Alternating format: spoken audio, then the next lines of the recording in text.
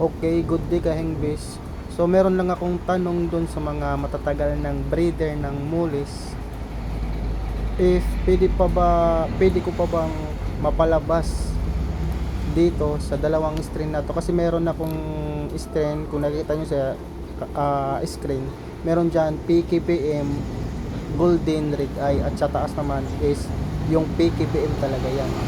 So kung pwede pa bang mapalabas ko yung fry nila na red eye na pure white na PKPM gamit itong female na golden red eye, itong PKPM golden red eye. O anong magandang gawin, kasi wala akong idea dito sa pagbe-breed kung female ba yung PKPM na pure white or male.